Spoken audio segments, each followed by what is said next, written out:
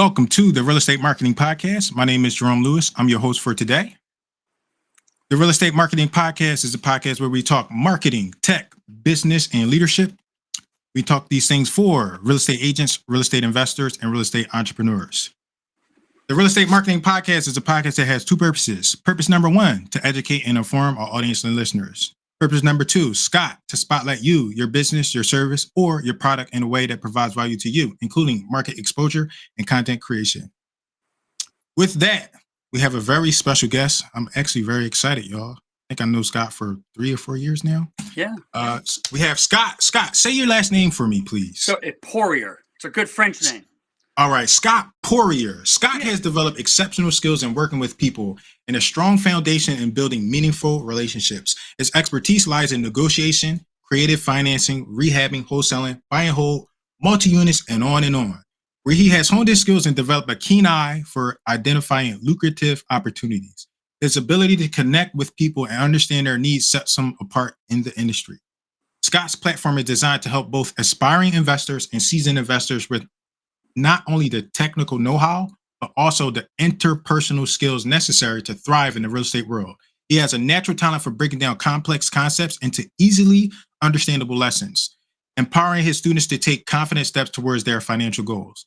Scott has been married 43 years. So Scott knows something about relationships, y'all. 43 years and has a great love for his family. He is an avid racquetball player, crazy about organic gardening, and deeply amused by his chickens. Scott, I'm excited that you're here. Welcome to the show. Man, Jerome, it is good to be here. Our paths just keep crossing. And I got to tell you, it's an honor to connect with you again. And you're a serious dude, man. I know you're in this. You're in real estate. I know you want to be helpful to people. And yeah, I'm just excited, man. You're Scott, a good guy. Thank you. Thank you for making the time today, Scott. I'm excited. I've been looking forward to this. I was reading your bio and I'm going to pick some things out. But before I do that, Scott, tell us your story and how you got to where you got to. Tell us how you got in real estate. First of all, what you really should have said when you read the part about me being married for 43 years, you should have stopped and said, wait a minute, are you saying you're 43 years old? But you didn't really say that. So it's shocking to me that I would say, wow, 43 years. My wife and we were like 7 years old when we got married. So that's why I look so young. But anyway. Oh, I see. That makes sense. I wonder why Scott. So that makes a lot of sense. 43 years. But anyway, so so what was your question about how I got into real estate? Yeah, tell us how you got into real estate, because I know a little bit about you, but I want our audience to know, like, you used to be like involved in the church space and somehow you got into real estate. So we would love to hear that journey, that path. So, so you already mentioned I've been involved in ministry pretty much my entire adult life. And I guess I could say I sort of had that early calling that, I've always been about people. I've always had just a natural desire to connect with people. I think I'm an educator at heart. I like to be helpful, especially if there are people that are in crisis or whatever it is. It's just something in me that just comes out of me. And so I had this early calling and I got into ministry, pursued a bunch of education stuff. I don't regret any of it. It taught me a lot of stuff, but I can tell you what taught me the most in life, other than the education. The education, you think the education is what teaches it all to you, but it's just dealing with people. And so in those early years and being in ministry, man, I sat in people's kitchens and living rooms and heard things and processed through things and thought, wow, the stuff that people, kind of go through. And it really forced me to try to really figure out how can I really be helpful to these people. And so really, I devoted about 30 years of my life and at least what I would say paid ministry. So I've been a pastor. I started in youth and family ministry. I just have that kind of energy. I still have that kind of energy in working with young people, but I sort of moved up the ranks, I guess, and then got into just regular, pastoring a church. And I just have done that for decades. This was never a profession. And I don't even know if I want to call it a profession, maybe a vocation. This was never a vocation about money. I wasn't doing TV evangelism stuff. Okay. I wasn't in no way were we making a lot of money in doing this. And so I retired back in 2016, primarily first because I was done from the paid ministry perspective, really put a lot into that ministry and just felt like, you know what, I got to that age where I thought I need to maybe start working on some other things just to take care of my family, take care of any kind of wealth that we could create just to take care of ourselves, especially as we get older. And I want to leave something behind, for my family, but not just for my family, Jerome. I want to leave something behind that still does something in culture, does something in society. And I think I would go to my grave feeling very peaceful that something else can continue going on that's good and positive and really helps people. And so I thought, you know what, maybe I'll get into some real estate. I got to figure out some way to bring in some additional, money. And so I got into real estate, and I did it with a business partnership with a really good friend of mine. And we didn't really know what we were doing at the very beginning of it all. I've been doing this for over 10 years, but we got into real estate, and just like, I guess I should have known that I was going to do this. Once I got into it and I realized, wow, we ended up picking up these 2 5-unit apartment buildings, which we still own to this day. And it's insane what's happened with just values and all this stuff with those properties. And I just go, I had no idea the potential of what real estate could really do for you. And so once we got into it, I got really curious and thought, well, I wonder what else we can learn in real estate, because there's a lot of stuff to learn in real estate. And that's what projected me, kind of threw me out there to go, wow, there's a lot of things that I can learn. And I got drawn to creative financing. And that sort of has been my niche really since like 2015.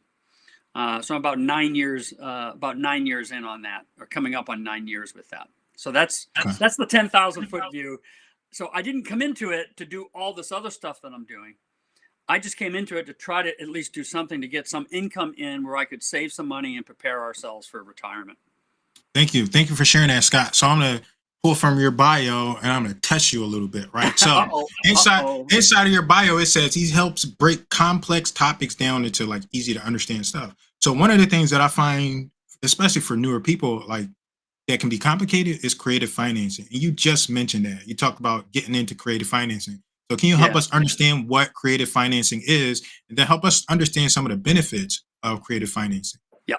So maybe I'll come a little closer than the 10,000 foot view. As far as the creative financing way of doing things, anyone can find that out. You can go on YouTube. You can find anybody that can say, this is how you do owner financing. Here's how you do a lease option. That kind of stuff is pretty easy to break down.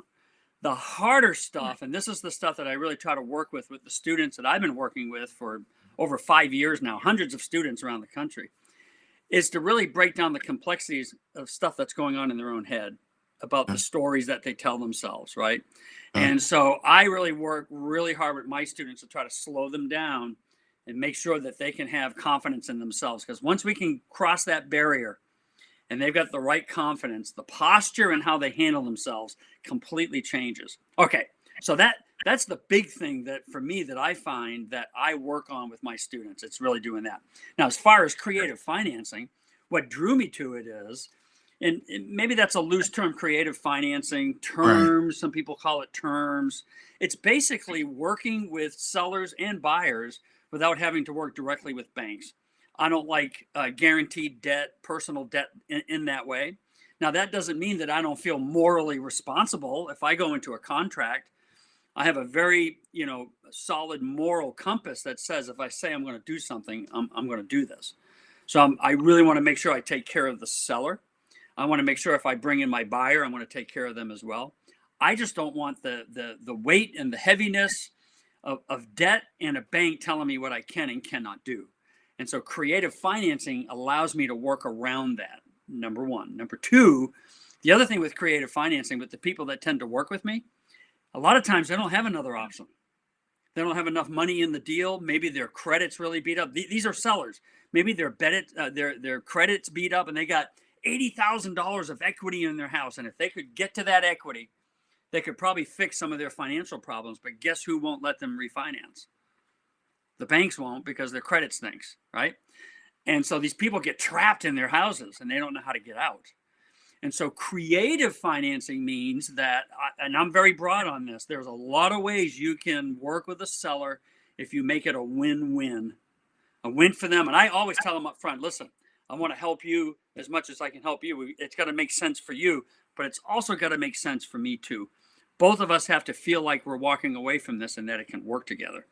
So if you can get a seller to agree to that, you can get real creative about how you can do this. Okay. All right. Thank you for sharing that, Scott. Can you tell us a little more or share like maybe one of your favorite stories about win-win? Because people use that term, but like, what does it truly mean? And Yeah. I'm talking about like, I have like a role playing call going on right now, and we kind of do some of this creative role playing. And sometimes we talk to sellers and it's like, they're asking for too much and it's not really a win-win. If I take that deal, Mr. Seller, Yeah. I'm going to lose. So can you talk a little bit about win-win and so we can understand how Yeah. it makes sense for both parties? So understanding who it is that you're talking to is going to really help you to see if you can actually go down that road. So I can tell you that one of the guiding principles for me is it's just about being transparent with the seller in this case. And if their number's off, I'm going to just tell them the way it is. I'm not talking about being fresh or arrogant or anything like that. But let's just say, and I'm assuming most of you people probably know what the letters ARV mean, but in case you don't, it just means after repaired value, which is another way of saying here's what the top of the market looks like for a house like the one that you're looking at. So I'll just give you an example. You're looking at a house. If it were completely repaired, completely fixed up, it'd be worth 300 grand. Let's just say that that's what the market would say for that particular house. So now you're talking to a seller. You're hoping to get a deal on owner financing or creative financing. And you ask the seller and say, hey, one of the first questions I'm going to ask is, hey, let me just tell you typically how I buy. I normally buy owner financing. And all that means is that I make a payment to you monthly for a period of time that we can agree on. And then within that time frame, we'll pay you off whatever it is that we owe you. And so, Joe, I wanted to ask you, would you consider taking a monthly payment if we can work these details out? That's my question. If they say, yeah, I might be open to that. I'm not really sure how all that works, but I might be open to that. I say, great. Well, Joe, let me ask you this. If we can agree on those terms, what would be the least that you would sell the house for? So I'm asking that question very early in the conversation. And if Joe says, well, yeah, I want 310,000, but I know ARV, which means it's in perfect condition. ARV means perfect condition. I know the ARV is 300. He wants 310. We're going to have what I used to call back in my ministry, we're going to have a come to Jesus moment. Okay. So I'm going to say, yeah, Joe, I'm going to just be honest with Joe. I'm not pulling his leg. I go, yeah, Joe, that actually puts you above the top of the market. If my ARV is 300 and he wants 310, he's above the top of the market. So I tell him that, Joe, yeah, man, that price puts you above the top of the market. I can't buy a house above the top of the market. In fact, I got to get it just a little bit below the top of the market. Do you have any flexibility with your price? If Joe says, no, man, my neighbor next door, he sold his house for 320 and my house is better than his. See, every seller's like, yeah, my house is better than everyone else's. I get it. So at this point, everything in me, I'm holding up my phone here going, yeah, Joe, that's not going to work for me. Are you sure you don't have any flexibility? Because I really would like to buy your house. Nope, I'm going to get 310 all day long. I'm going to make a decision. If he's kind of pushy or arrogant on the phone, I'm probably never going to call him back. But if he's like, no, I really think I can get this 310, I may say something like, yeah, Joe, that's just not going to work for me. Tell you what, how about if I give you a call back here, next month sometime, just to touch base and see how things are going? Would that be okay with you? Now, most people will say yes. They don't mean it, but most people will say yes. When I hang up the phone, I'll decide, should I call this guy back? Now, if I tell him a month, I'm going to call back in about 2.5 weeks is what I'm going to do. Okay. And I won't remind him of that. I'm just going to call him back. Hey, Joe, just giving you a call. I don't know if you remember me, but I talked to you, last month and definitely interested in your house. Just wanted to see how things were going with you. And then my job is to listen at that point. And if he's telling me, oh man, no one's coming out to see my house and trying to sell it, but I can't get anybody out here. I say, well, Joe, I'm definitely interested. That's why I'm calling you, man. So I'm going to engage that conversation that way. So that's the value of follow-up. Okay. My point is this, Jerome, that I just tell the seller the way it is. If their price is too high, I just tell them, yeah, I can't buy a house above the top of the market. So I don't know if there was another part of your question there that You did fine. You touched on it a little bit, but I was going to talk about the importance of follow-up. That's actually the reason why I started this podcast. I wrote my book because I realized that's where people lack. Like the lead generation, I'm not going to say it's easy, but most people got that down. They go out, they generate the leads, they do the stuff, they post the signs, the bandit signs, but they don't follow up. You touched on it. I would like to hear your perspective on the importance of following up. Could you talk about that, please? Yeah, so I want to show you. I got a folder here on some leads that I've been working on. Mhm. Okay, and a lot of these are follow up, and these are quality leads. These are people who raise their hand. Meaning, when I say someone raises their hand, it means that they went online or they saw a letter or a sign or something where they called the number or responded in some way. That's them raising their hand saying, "Please give me a call." So I want to just pull. It's amazing that you asked what you did. So this is a lead I've been working on. Look at this is my chicken scratch all over this lead. Right. And Okay. it's dated everywhere. Now, I do use a CRM. A CRM is just a mechanism you can use. It's software, so you can keep track of everything, right? I like it, but when I'm talking to people live, I like to write copious notes while we're talking. I don't want to be typing. First of all, they're going to hear me typing. It's just really awkward. So this is just the way I've been doing it for years. So I just keep my notes and I date every little statement that I make. So if I call someone today, I'm going to date it and make the comments that I need to make while I'm talking to them. And then, maybe in 2 more days, I'm calling back again. I can tell you what my habit is. And this is the way I've been teaching my students for years. If you don't have a little voice inside of you that's saying, boy, if I call them again, they're going to think I'm bugging them. I promise you're not calling enough. I want you to feel that voice. I know that you and I are on the same page on this, that you got to, it's follow up. I'm telling you, 80% of the deals that I get, it has to be follow up. You rarely ever get a deal on the front end. It's just yes, and it happens tomorrow. There's always more calls to make. You got to go visit the house. You got to do these kinds of things. And so what I'll do is my routine. I'll just tell your people. This is exactly how I do it. I try to flesh them out as fast as I can. So I'll give them a call. Let's say it's the first time it is today. I get a lead that comes in. They've raised their hand. That means it's potentially a quality lead. I call them today. Let's say it goes to voicemail. This is the message I'm going to leave on voicemail. Are your people going to be able to go back? They can rewind this and they don't have to watch the whole thing. So they may want to rewind this so they can write this down. Okay. So it goes to voicemail and I'm telling you, it's verbatim. This is exactly what I'll say. I say, hey, Joe, Scott giving you a call here. I see that you just reached out to us about wanting to sell your house. Now, if they saw one of my signs or a letter, I'm going to reference that.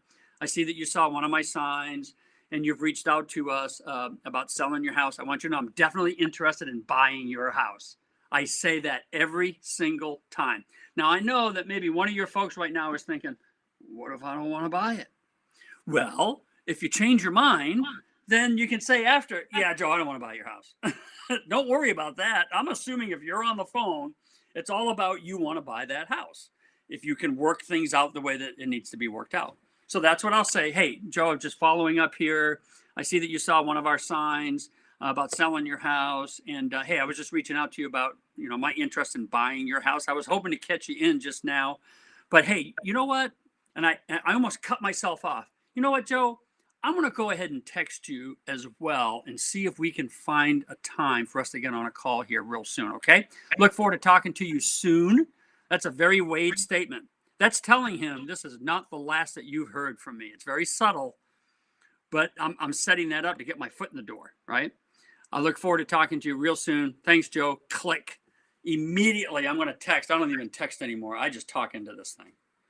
And so I'll just go ahead and open up that number, and then I'll go into the text mode, and I'll just talk into it, and I'll say something like this. Hi, Joe, comma. Literally, I'm saying that so it does what I want it to do. Hi, Joe, comma.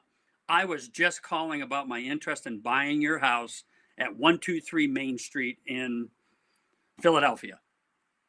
Are you available now for a call? Question mark.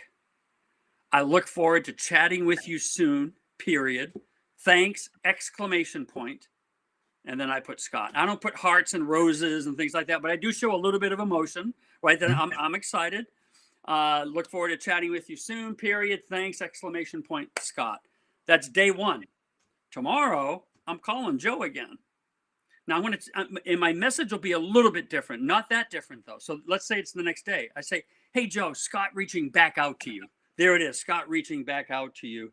Hey, I was just hoping we could get on a quick call here. You know what, Joe? I'm going to text you again to see if we can find a good time for you to get on a call, okay? Hey, I'm really interested in the house. We'll talk to you soon. Thanks. Click. Text. Hi, Joe. I was just reaching back out to you about my interest in your house. Are you available for a call? That's what I'm pressing them. Now, if I do that like 4 times, and especially if I do it 4 days in a row, but let's say it takes you, even if you go 6 days and you do it 4 times, that's not bad. That's good follow-up. What I would do is on the 6th day, when you're doing that 4th call, if it goes to voicemail, do not leave a message. Hang up. First of all, everyone's got a cell phone. I know every number that's coming into this phone. He already knows, oh, it's that guy calling me again. You know it is, right? And so you just hang up, and now you're going to text these words. Have you changed your mind about selling your house? ? Don't say, hi, Joe. Don't say thank you. Don't do anything else. Simply say, have you changed your mind about selling your house? And I'm telling you, about 60% of people will respond to that text. Some will tell you to buzz off. And by the way, most people are not rude. And I don't know what your experience is, Jerome, but most people are pretty cool. But every now and then you might get somebody that's a little rude. But most people are pretty good. But if they've been reaching out to me, they call based on something I had out there for marketing. A lot of times I have those people apologizing, like, oh man, I've been busy. I've been working overtime. I was in the hospital. I've gotten all kinds of answers. So that's how you flesh them out to see if they're really interested. Thank you. Then the last piece that I would throw out there, Jerome, is, and then give it like another 7 to 10 days and then start over again and call them again. Okay. Helpful. That's helpful. One of the things that you mentioned earlier, you were talking about mindset, and like, you're right. Like, you can Google, I asked you about creative financing because it ranges so much. Different people have different terms and different strategies for creative finance. So it's like super broad, or it can be very niche specific. But you talked about mindset, and I have a particular person in mind when I'm going to ask you these questions on mindset. So the first thing I want to ask you is, I want you to tell me the most important thing you've learned about mindset. And after you answer that, I have some follow-up questions. And I'm thinking about this one particular person because I think about this person, I think he represents many other people that don't have the proper mindset. Is that making sense? Yep. Yeah, it's a great question. Okay. Yeah. So yeah, tell us like your most important idea, your most important lesson around mindset. I am my number one asset for my success. I say that again and again. I am my number one asset for my success. If I can believe that, it'll break through a lot of the crap that's going on with that 6 inches between our ears. Because we tend to second guess ourselves. We're not confident. But if you can really say, wait a minute, at the end of the day, when it's all said and done, I can learn how to do, I think, most things that I would want. Maybe there are some things that are going to be beyond my intellect that I could ever be able to do. Or maybe it's biological. I can never be a horse racer. I'm too tall. I'm 5'8", which is not tall, but you can't be a jockey and be 5'8". There's no way. And you got to weigh like 112 pounds. So biologically, I can't do that. But most other things we can accomplish if we have the right confidence. And mindset has a lot to do with the story that we tell ourselves. I promise you, Jerome, you know what we're doing in here. We're making most of this stuff up. I mean, 98% of this stuff that's going on in our head never happens. I like to ask people this question. Have you ever had an argument with someone that you never actually got into an argument with? It's all up here. Oh, I'd be telling him, rah, rah, rah, rah, rah, because you're thinking, I know how that person's going to react. And it never happened because we make up all this crap. All right. So if we're coming to business and something that we're trying to do to improve our life standing, we're trying to provide for our family, which, by the way, here's another mindset piece. There are people depending on me. That's important for me to remind myself of so that I stay disciplined, I stay focused, I stay intentional. And when you're that way, mindset stuff tends to dissipate a little bit, the negative parts of it. Number one. Number two, don't think that the people who appear that they've overcome the mindset negativity, that voice never goes away. It's just that we have learned to not trust that voice.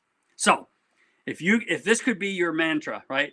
I am my number one asset for my success. That's going to build up an awful lot of confidence, and confidence will break through a lot of that. Thank you for sharing that. So we're going to give a name to this person that I'm thinking about, and we're going to call him or her Michael or Michaela, right? I'm gonna call that Sure. person, and I have just a particular person in mind because we're doing these calls, and this person, everybody's around moving and shaking and doing what they can. I made my call. I did this role play. I got this deal under contract, and there's one person. Let's call him Michael. Michael's not moving. What advice would you give to Michael to get moving, right? And I want you to think about this too, Scott, because I think I'm going to put you in touch with this particular person. So Okay. let's just say you haven't met this person yet, and I told you I gave you input, and this person, like, they could probably do the stuff, but it's their mindset holding them back. Like, what kind of advice or input would you give that person? First, I'd say, well, move anyway. Okay. If to use your metaphor here, that everyone's moving and people are doing deals and there's movement, right? I like that about it. Yeah, there's movement. Things are not going to happen if we don't move. So the first advice is you got to move, which means you. And this is true for anyone that has succeeded in anything, whether they admit it to you or not. There has to be the willingness to do imperfect action, and action is a movement word, right? Imperfect action. Maybe this is where our education system, our social system around us that says this is how you get things done. You got to learn everything about it first, and then you go ahead and do it. That's a problem. Unless, of course, you're a surgeon. I mean, I think I want you to I don't want you to practice on me, right? But the surgeon still does practice. They practice on other things before they actually do it for real, right? So there still has to be that stepping into a situation where you're going to do it imperfectly. There's nothing wrong with doing it imperfectly. I would still suggest I still do some things imperfectly, even within my business, because every deal, and Jerome, I bet you've done enough deals that there's not one single deal that's ever been the same for me. Not one. None. It's amazing. They're snowflakes. They're fingerprints. They're all different. Now, some of them have some similarity, so it's not like I have to rethink every one. But boy, sometimes you bump into something, you go, man, I got to get my head around that one, right? And if you get scared, you back off. Let me see if I can say this in 30 seconds. So I've got a contractor that's working in a house right now that I got the original contract last March.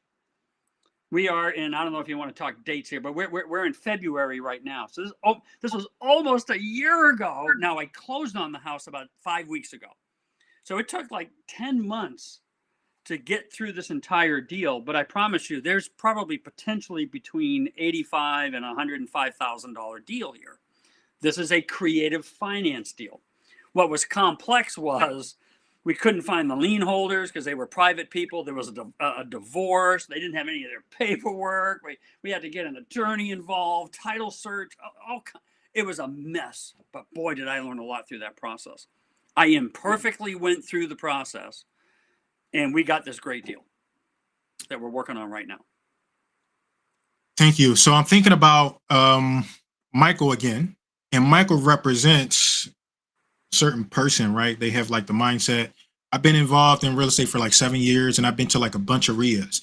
And I'm thinking about kind of that avatar, right? I meet this avatar at the RIA, and they know everything. I'm like, man, you know more than me, but they don't move. Again, it's like the same process. So what kind of advice would you have for somebody that knows it all, right? Like they got all the education, but I'm finding that people aren't taking like the next step. So Yeah. it might be the same advice you gave the last person, but I want to hear your perspective on like, how can we get a person to move? And I guess I'm being self-serving when I'm asking this because I'm thinking about coaching. I think coaching really helps. So I'd like to hear your perspective on that because we go learn, like you can learn everything on YouTube, but if it was that easy, everybody would be out here doing it and moving and shaking. So let's hear your perspective on that. So that's a very, very fair question. So it'd be like step number 2. So step number 1 is move anyway.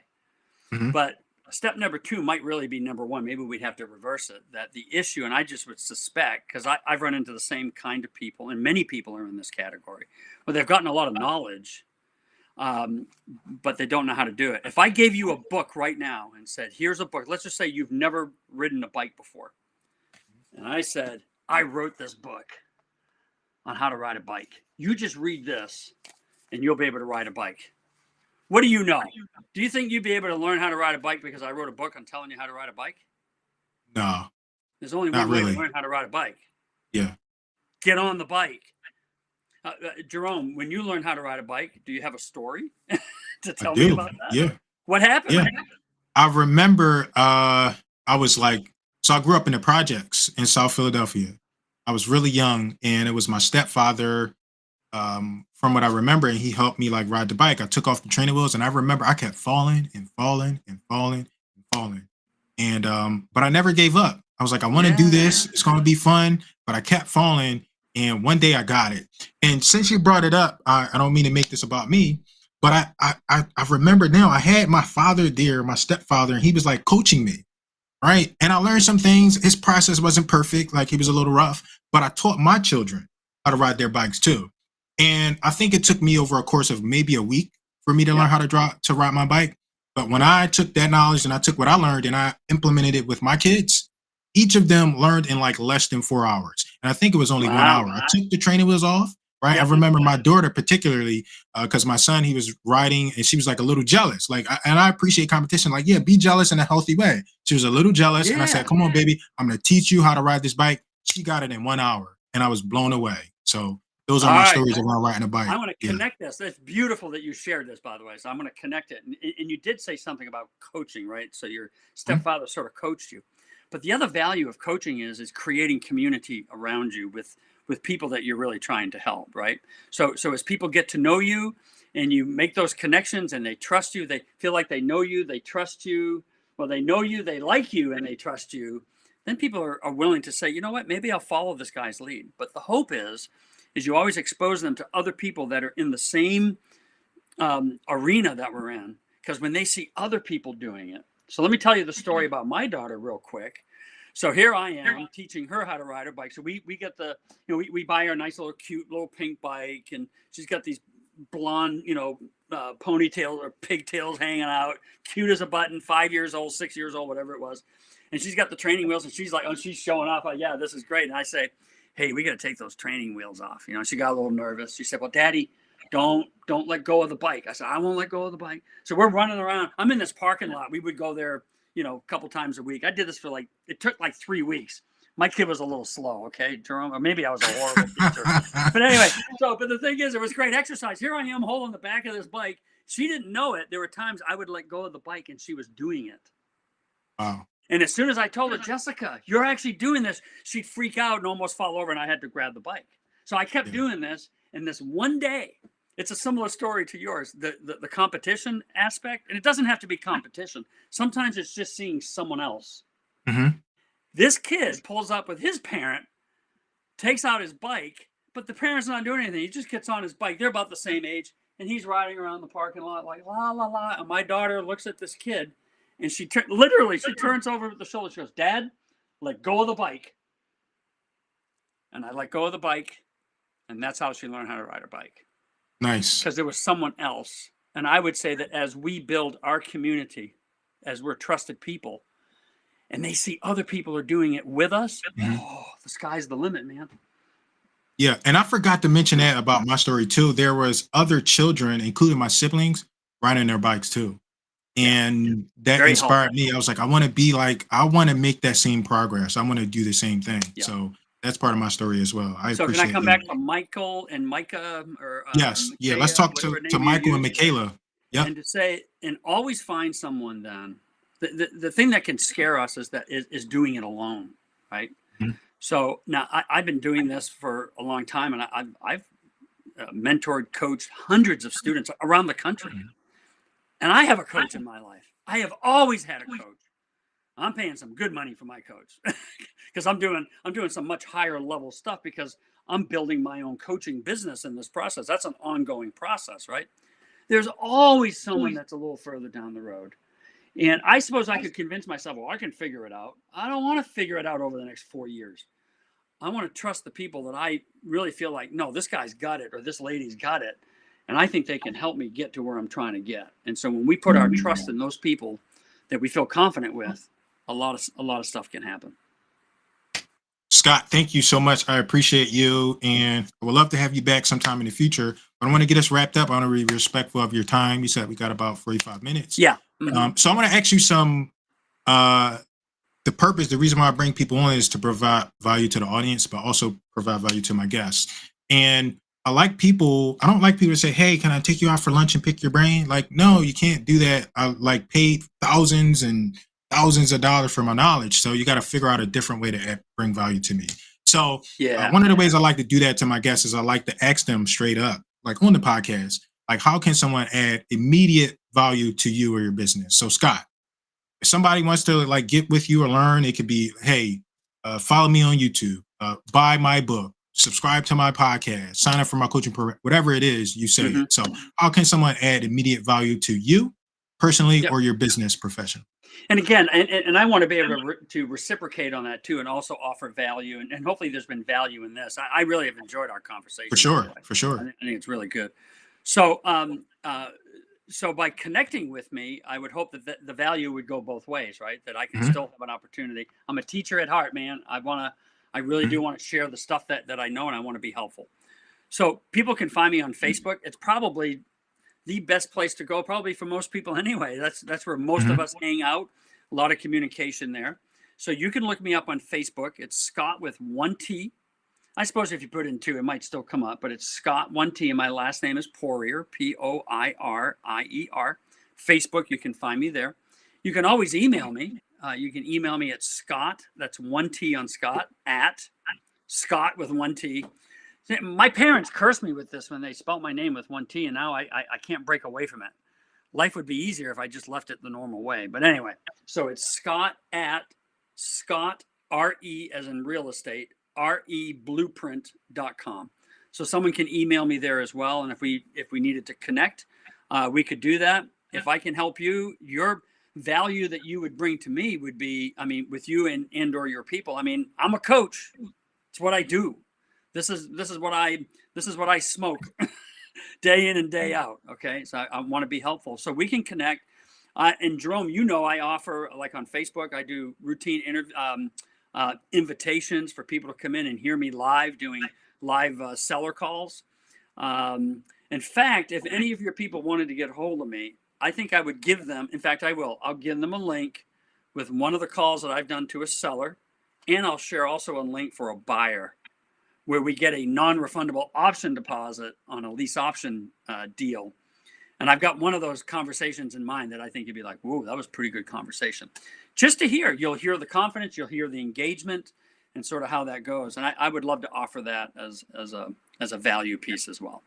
Thank you, Scott. Thank you for sharing that. I'm sure the audience will appreciate it. And I'm thinking about some of the people in one of my groups that might value that as well, which we'll Sure. talk about in the future. Yeah. The next question, very similar. It's the same question, but this time it's long term. How can someone bring long term value to you personally or professionally? Really would be to, I mean, if you did connect with me on Facebook and became a part of that regular community that's there, I would want you to be helpful. I'd want you to be a sort of a go giver. I think that's kind of a term being used a lot these days, right? Be a go giver within the community that I have around me.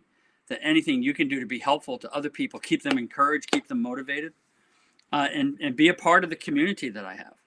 That would bring great long term value to me. My approach and what I'm doing with my coaching is, and Jerome, you know this. A lot of times you get a lot of good people out there. A lot of people have good knowledge, and they're selling programs and things like that, and they're valuable, but they're kind of pay to play, right? You come in, you buy it. Maybe it's a 3-month program or a 6-month program, or you're just buying a course or something like that, and then that's it. If you want more contact, you got to pay again, right? What I'm doing is building community. I want you in my community, and I want you to stay in that community. And we help each other and we encourage each other. And as we cross pollinate with each other, now we have people in my community that maybe they're private lenders, or maybe they know the creative financing, or maybe they do fix and flips, or maybe they're wholesalers, or whatever it is. And now it's symbiotic. We're all working together. And that's what I want more than anything else. Thank you for sharing that. And just so my audience knows, that's one of the reasons why we connected. We're connected in community. We're connected on Facebook. Yeah. Provide value in your posts and doing those calls, and I really appreciate it. So thank you. Give It's you really an honor to do thank it. you publicly. Yeah. The next question, these are like a little bit selfish, but they provide value too.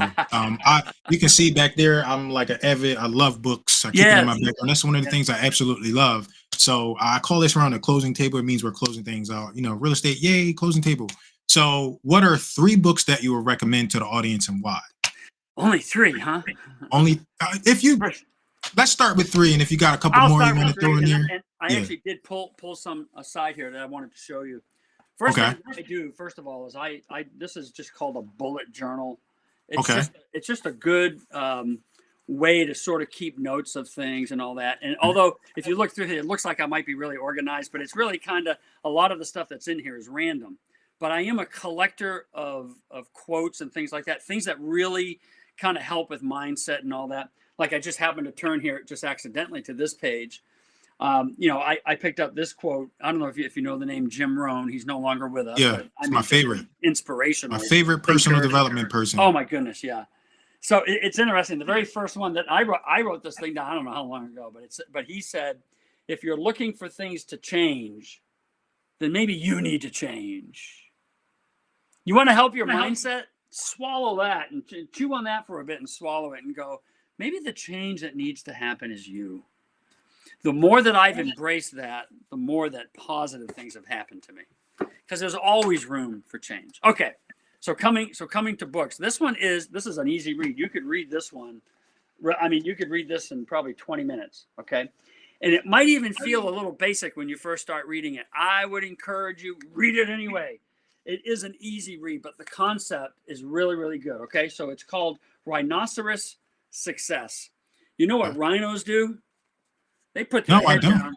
They put their head down and nothing's going to stop them, man. They put their head down and go. I have found that more people just give up so quickly. There's no rhino in them. So even though this may feel like a real basic read it cover to cover. Make this a staple. You should come back to it again and again to remind yourself about the value of just put your head down and just keep plowing through. Imperfect action. It's what we've all done. Anyone that's learned how to do anything, imperfect action is the only way that you get better at what you're trying to do. Okay? It's how I learned how to play racquetball. I mentioned that in my bio, right? Yes. I love me some racquetball. Okay, I know probably a lot of people know the name Robert Kiyosaki. Yes. And of course, I've got his other book here, Rich Dad, Poor Dad. That's a must read for sure. It's just a foundational book. But you want to think about how to view money. This is a great book right here, The Cash Flow Quadrant. And he's going to talk about going from owning a job to owning a business to being, well, I should say, being an entrepreneur kind of a thing, then to owning a business, and then to being a passive investor. He's going to give you some great lessons on how to even see money. You got to know how money works. So that's a great book. That's a great read. And this one's more, and I really thought about this, I mean, because there are a lot of books I read. I'm definitely a reader kind of a guy. This one's more for discipline. This will help mindset as well. So I don't know if you know the name Ryan Holiday, but anything I've ever picked up from Ryan is Ew, I very, just very mentioned him. thoughtful. Huh? He's sorry to interrupt you. I said I just mentioned him the other day, but my favorite author, modern day author, is Robert Greene. And Robert Greene is Ryan Holiday's mentor. So look at that coincidence. So now you see it. So this is called Discipline is Destiny, the Power of Self-Control. We just give in way too easy on stuff, right? And so, I mean, the sort of the top part of the title is the Stoic Virtues series. Don't let the word stoic scare you. In our culture, we hear the word stoic and we think stiff and stick in the mud kind of a thing. But the Stoics really did try to, at least many of them were really, it was about discipline to say, I'm trying to accomplish something. And we don't do that just because we want to. We do it because we actually, we set certain habits in place, certain rhythms. And I like rhythms. I'm a gardener, big time gardener, organic gardener, 1,800 square foot garden. I'm a busy guy. I haven't missed my 1,800 square foot garden in over 35 years because it's a passion that I have. And I've learned how to do it really well. I didn't start that way, but I learned how to do it really well. So these disciplines will help you, but I think a driving force has to be something like, if you agree with me, there are people that are depending on me to succeed. I 100% agree. Yeah, I may not be. I mean, I'm planning on being here tomorrow, but I mean, I could get hit by a bus. I mean, anything could happen. I want to be as prepared as I can to take care of the people around me as well. Yeah, I always try to make sure I drive that to anybody I'm dealing with. Like, it's not about you. It's Yeah. about the people around you. They need you. So go be the best version of you. Yeah. If you can't put yourself aside, think about, your why, like your family. Who do you have that you can help? So, Scott, that was helpful. I appreciate one those other book. books. I'll Yeah, throw in one other book, and it's give a it to good us. book for negotiating if you're ready to get to that, called Okay. Never Split the Difference by Chris Voss. Okay. That's a great book. Great read. All right. Thank you, Scott. All right, man. I got two You're more good. questions. You're good. Yeah, I would like to know. I want to hear about your coaching program. Tell us about your coaching program and tell people how they can reach you and find out more about your coaching program and the community you're building. We hinted on it. We hinted at it. We talked a little bit about it. Yep. But let's be a little more direct. And you tell us the coaching program and what you have going on. Yeah.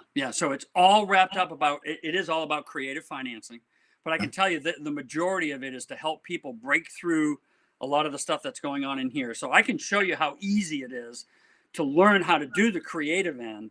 What I'm doing is, and I've built these modules sort of along the way with my students, by the way. I didn't build it first and then ramming it down students' throats. What I did is I brought in my one-on-one students, and I can promise you to be a one-on-one student with me is a high ticket price because it's just you and me. Okay. So that's to get that kind of attention from me, there's a lot of value there. And the people that I'm working with are high level, meaning that they're serious about it. I'm not saying high level and that they know all this stuff because they don't, but they're serious and saying, I'm going to put my money where my mouth is and I want this access.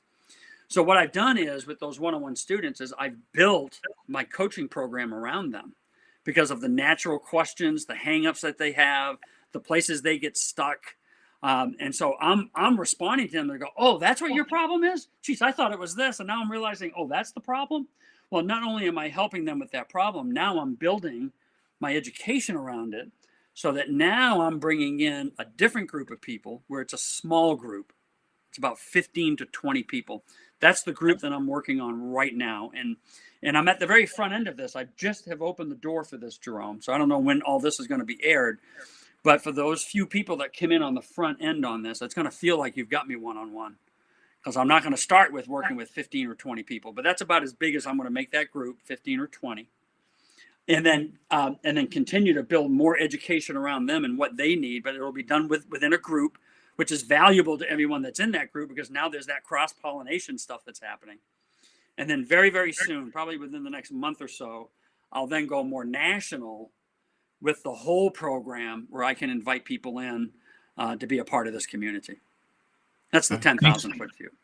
Yeah, thank you for sharing that. And in the future, we'd love to have you come back and talk about it. Once you got some details, maybe some case studies, some stories. Love to have you talk about it again. Yeah, that's awesome, man. I got to tell you, in the times that we've talked and we've had this interaction, I think the world of you. You're a smart guy. Your community's lucky to have you. I mean, they really are because you're engaged. I see all your podcasts. You're bringing people to them to try to inspire them. They're lucky to have you. That's all. Thank you, Scott. I really appreciate hearing that. Thank you so much. I appreciate you, Scott. Let's get us wrapped up. You talked about it before, but tell us where we can learn about you online. Do we go to a website, YouTube, Facebook? Tell us how we can find out. Easiest thing is just go to Facebook. That's where I'm active the most. I post things. I do live videos. I invite you to come in on some live content that I can do, like calling sellers, maybe even some buyers at some point. That would be kind of fun to do as well. Facebook, Scott, 1T on Scott. You got to remember that. I'm the 1T Scott. Scot Poirier. Just type that in at Facebook and you'll find me there. And then you can email me, Scott at scottreblueprint.com. All right. Thank you so much, Scott. If you could close us out with one word, no explanation, what word would that be? Ooh. Trust. I got to do it in two. Trust yourself. That's 2 words. You got to trust yourself, baby. All right. You really want me to do one, right? Okay. Yeah, one. Okay. I'm going to come back to what we talked about. Move. I like it. I like that even better. Thank you so much, Scott. I appreciate your time today. I'm going to get us wrapped up. I want you to sit here for like 1 more minute so we can, so I can play the outro. Peace. All right.